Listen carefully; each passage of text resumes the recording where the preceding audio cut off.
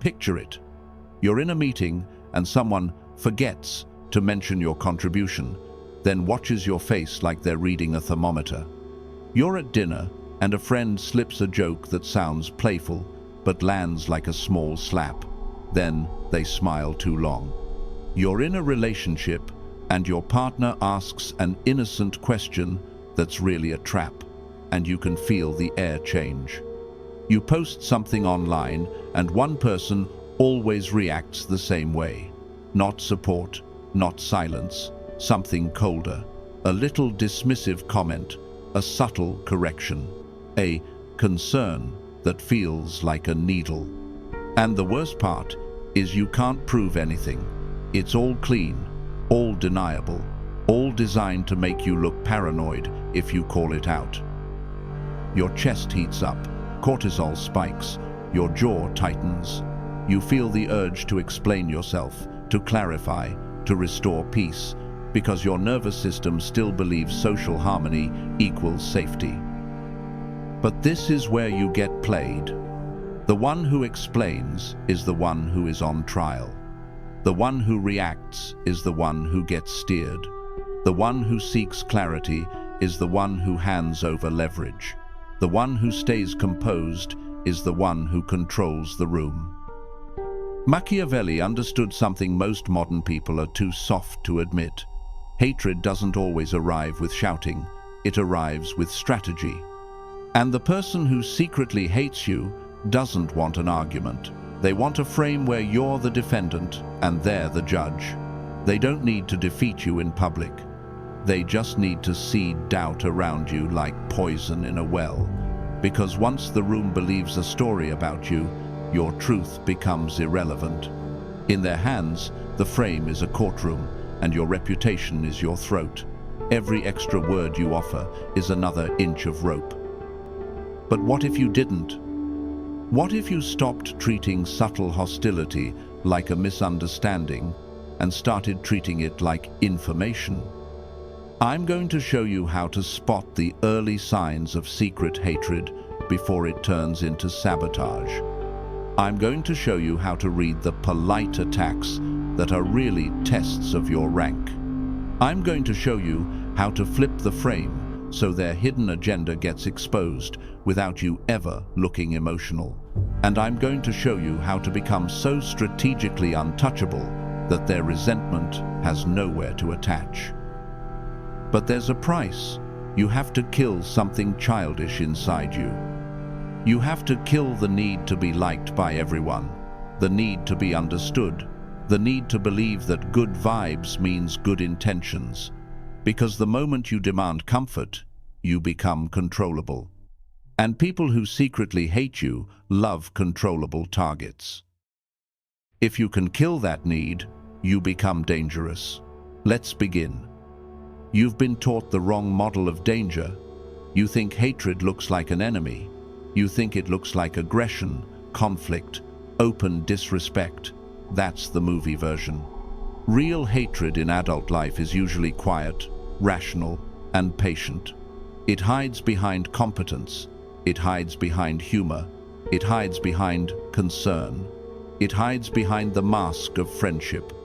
And that's what makes it lethal, because it can stand next to you, smile at you, and still move pieces against you in the background. Here's the first thing to understand. Secret hatred is almost never about what you did. It's about what you represent. Your competence reminds them of their laziness. Your confidence reminds them of their indecision. Your progress reminds them that time is passing and they're still stuck. You become a mirror they can't smash, so they try to smudge the reflection by smearing you. This is why you'll often feel it intensify when you level up, not when you fail, when you rise. The earliest sign is not what they say, it's what they make you feel. You walk away from interactions with them slightly smaller, slightly foggy, like you need to prove yourself, to earn oxygen. Your nervous system does a little flinch every time you see their name. That flinch is data. Your body notices what your polite mind wants to deny. Watch the way they handle your wins. A person who respects you will let your win be your win. They may tease you, but you'll feel warmth underneath. A person who secretly hates you can't let your win stand clean. They have to stain it. They'll minimize it with a "must be nice." They'll turn it into luck. They'll change the subject fast. Or they'll ask questions that sound supportive but feel invasive, like they're collecting coordinates. Where did you get the opportunity? Who helped you? How much did you make? What's your next move? It feels less like curiosity and more like surveillance. Then comes the joking disrespect. This is a classic pre-attack. They float a small insult wrapped in humor and then watch you. If you laugh, they learn you'll tolerate it. If you protest, they call you sensitive. Either way, you lose, unless you see the mechanism. The mechanism is not the joke. The mechanism is a test. Can they lower your status publicly without consequence? If they can, they will. Because secret hatred isn't satisfied by distance. It wants rank. It wants you beneath them. You'll also notice selective warmth.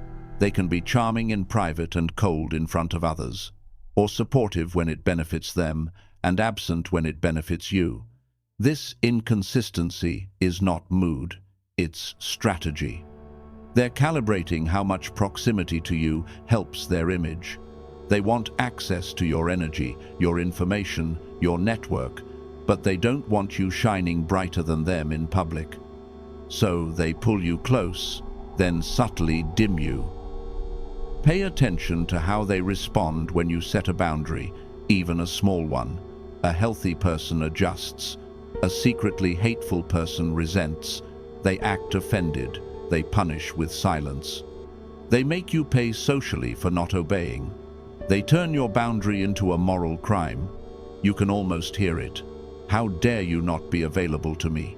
How dare you not be easy? And then there's the most dangerous sign of all. When they speak about you to others before they speak to you. They don't address issues directly. They cultivate a narrative. You'll notice people treating you differently, and you won't know why. You'll hear, "I heard you were stressed," or "I didn't want to bother you," or "I hope everything's okay." That's not care. That's a rumor wearing perfume. Secret hatred loves triangulation because it allows them to stab without being seen holding the blade. Machiavelli would tell you to stop asking, "Do they like me?" and start asking, "Do they gain something by weakening me?" Because that's the real motive. Hatred is often just competition in disguise.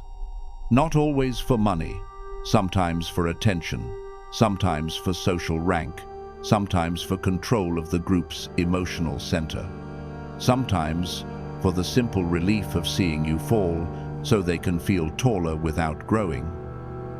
Now here's what will save you. Don't treat every sign as proof. Treat it as pattern. One weird comment means nothing. A consistent pattern means everything. Hatred is revealed through repetition. They always show up the same way when the stakes involve your image. They always joke at your expense in groups. They always become a ghost when you're succeeding. They always appear when you're vulnerable. They always ask for details right before something goes wrong. Patterns are fingerprints. You don't need a confession when you have fingerprints. Once you see it, you have two options, and one of them will destroy you.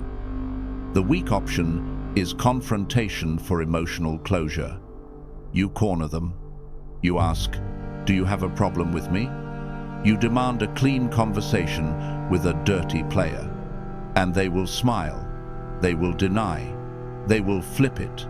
They will make you look unstable. Because now you've stepped into their arena. Interpretation, vibes, social performance. You will leave the conversation doubting yourself again, except now they also have a new weapon. They can call you paranoid.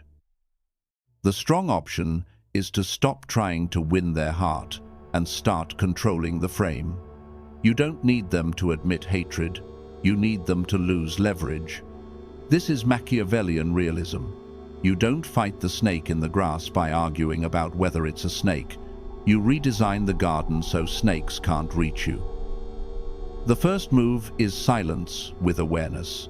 Not anxious silence, strategic silence. You stop feeding them emotional reactions, no long explanations, no defensive speeches. No, I just want to clear the air. That's what they want, your throat on the table. Instead, you become calm and unreadable. You let them perform into a mirror that doesn't react. Most secret haters are addicted to impact. They want to feel that they moved you. When they can't move you, they become sloppy. The second move is to lock down information. The person who secretly hates you doesn't need your whole life story. They need a few details to sabotage you. Your next step, your insecurity, your pressure point, the person you care about, the deadline you're chasing. So you stop volunteering coordinates. You speak in outcomes, not plans. You stop telling people what you're building before it exists, because attention attracts predators, and premature disclosure turns your vision into a public target. Watch how the dynamic changes when you don't give them material. Suddenly their questions get sharper. Their curiosity becomes impatient. They fish harder. They'll try flattery. They'll try guilt. They'll try humor. That's how you know you were right to close the gate. The third move is to build a reputation shield. This is what Machiavelli meant when he warned that perception is power. If someone wants to move against you, they need the room to believe a story. So your defense is not a speech, it's consistency, calmness, reliable behavior, clean work, predictable standards. When your public pattern is stable, smears don't stick. Dirt sticks to wet surfaces. Calmness dries you out. If it's workplace politics, you do something even colder. You move everything important into writing. You don't do hallway fog. You don't do verbal chaos.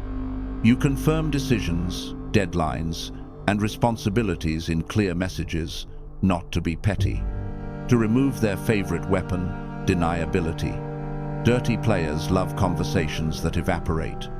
Paper doesn't evaporate.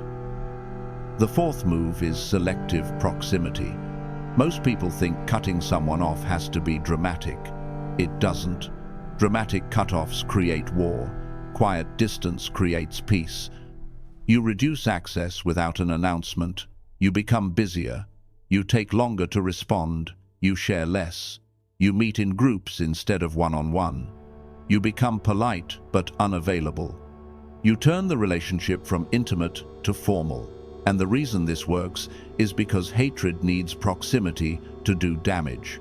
Distance starves it. Now here is where you must be ruthless. Do not confuse history with loyalty. Just because you've known them for years doesn't mean they're safe. Sometimes hatred grows slowly, like mold in a dark room. It starts as admiration, then comparison, then resentment, then strategy. By the time you feel the shift, they've already rehearsed the story they will tell about you. That's why you must act early. Prevention is always cheaper than repair. The fifth move is to stop defending yourself to invisible juries. When you hear rumors, your instinct will be to explain to everyone, to clear your name in the town square. That instinct is a trap. Public defense often looks like guilt, and it keeps the drama alive. Machiavelli would call it stepping into the courtroom willingly. Instead, you keep it simple. If someone asks, you say, "We had a disagreement, I'm handling it." Or, "That's private." Then you move on. People who respect you will watch your consistency over time. People who crave drama were never yours to begin with. And you need to understand something else, something dark. Sometimes the person who hates you isn't trying to destroy you completely. Sometimes they're trying to keep you close enough to feed on you, but small enough to feel safe. They want you around as proof that they're connected, while quietly making sure you never outgrow them. That's why they sabotage with softness. They'll discourage you using concern. They'll warn you about risk. They'll suggest you wait. They'll tell you not to be too much. They'll offer advice that sounds wise but leads to comfort. This is how cages are built, not with bars, but with reasonable-sounding fears. So, your response has to be cold. You stop taking strategic advice from people who benefit from your stagnation. You stop trusting concern that always points towards smaller dreams. You stop letting them define what's realistic, because realistic is often just their ceiling projected onto your life. Now let's talk about the moment before they move against you. The final signals people miss because they're still addicted to peace. Right before a secret hater acts, they often get unusually friendly, warm, interested, curious. They check in more, they compliment you, they invite you, they want proximity. Not because the hatred disappeared, because they're collecting timing, they're checking your defenses, they're searching for the moment your guard drops. It's the predator's kindness, the calm before the bite. You'll also notice a strange thing. They start asking questions that feel like you're being interviewed for your own life. Where will you be? Who are you working with? What did you decide? Are you sure? They want to know what you know, and they want to know what you can prove.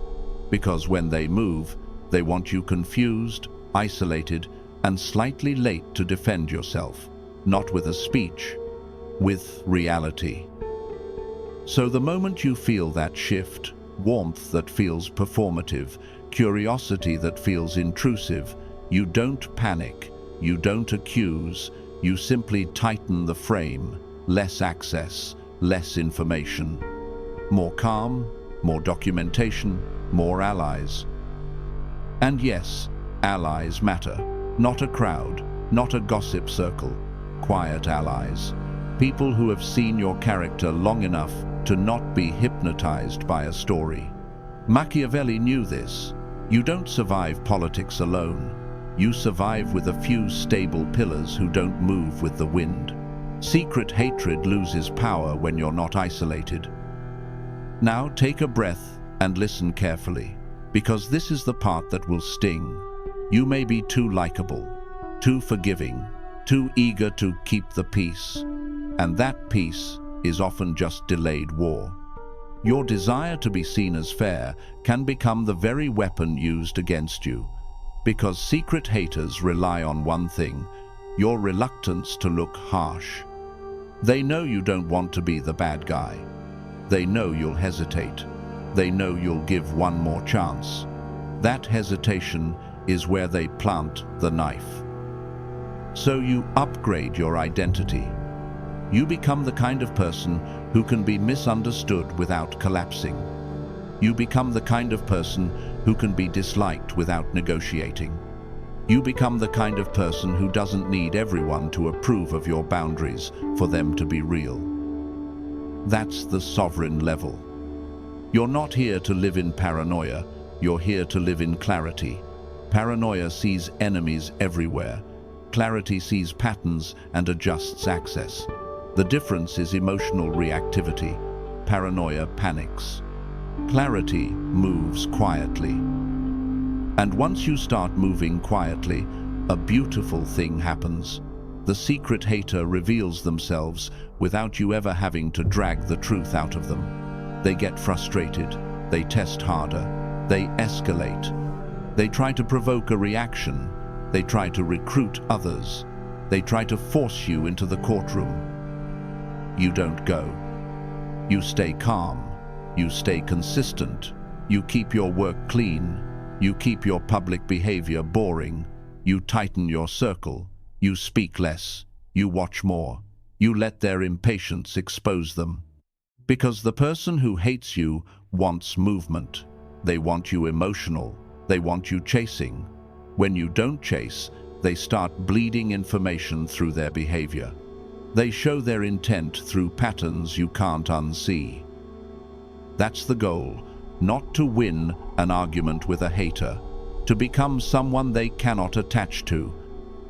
So seal this: your life is shaped less by your talent and more by who has access to your mind, your time, and your reputation. If you let secret hatred stand close to you, it will eventually act. Not because you deserved it, because proximity gives opportunity, and hatred always looks for opportunity. Remember the simplest Machiavellian rule: don't wait for the knife to appear. Watch the hand that keeps reaching behind the back. Be warm to the worthy. Be polite to the uncertain. Be distant to the suspicious. And be ruthless with access when the pattern is clear. Because the moment you stop needing everyone's goodwill, you stop being an easy target. And if you want to go deeper next, I'll show you how to punish disrespect calmly, without raising your voice, without threats, without ever looking emotional. Or we can go even darker: how to detect envy early before it becomes sabotage, and how to protect your reputation without explaining yourself to people who never wanted the truth. Subscribe if you're building real power, and if you want the uncensored side of these dynamics, the parts YouTube hates because they work, then you already know what the join button is for.